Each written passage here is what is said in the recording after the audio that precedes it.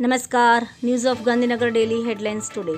Fengal વાવાઝોડાથી તમિલનાડુના તિરુવન્નામલાઈમાં ભૂસ્ખલન, 7 લોકો મોત. જીડીપી ઘટ્યો, મોંઘવારી વધી. રાહુલ. કેજીએફ એક્ટ્રેસનું રહસ્યમય મોત. 30 વર્ષની શોભિતા શિવનના ઘરમાં મૃત હાલતમાં મળી આવી. આ ઉપરાંત આગળ વધુ સમાચારમાં જોઈએ તો સેક્ટર 5માં 15 દિવસથી પીવાનું પાણી ડહોળું અને ગંદુ આવતા રોગચાળાની દહેશત. દહેજ ભૂખ્યા સાસરિયા માનવતા ભૂલ્યા. ગાંધીનગરની હોસ્પિટલમાં દીકરો દાખલ હોવા છતાં સાસુ સસરાએ પુત્રવધૂને દહેજ માટે ત્રાસ આપી કાઢી મૂકી. તંત્રી સ્થાનેથી ઓઇલ કંપનીઓને જલસા. કેન્દ્ર સરકારે હટાવ્યો વિન્ડફોલ ટેક્સ. ગુજરાતમાં બોગસ ડોક્ટરોનો બાળ તસ્કરીનો ખેલ. મહિલાઓની નકલી હોસ્પિટલમાં ડિલિવરી થતી. 1.20 થી 7 લાખ સુધીનો સોદો કરાતો. હેલ્થી નબળા બાળકો માટે અલગ અલગ કોડ.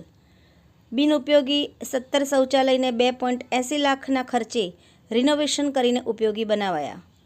ગઝલ 2 ઘડી.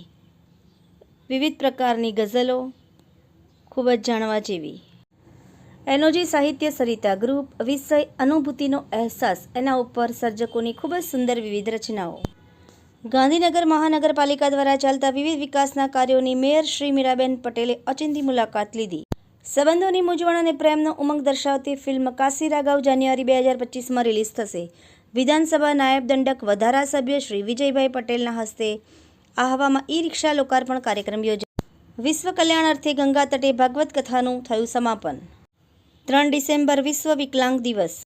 ડાંગ જિલ્લાના સુબીર તાલુકાના બીબુપાડા ગામમાં પ્રાકૃતિક કૃષિ વિષયક તાલીમ યોજાઈ. આભાર. મીનાક્ષી રાવલ, ગાંધીનગર. ન્યૂઝ ઓફ ગાંધીનગર દૈનિક જન ફરિયાદ ન્યૂઝ.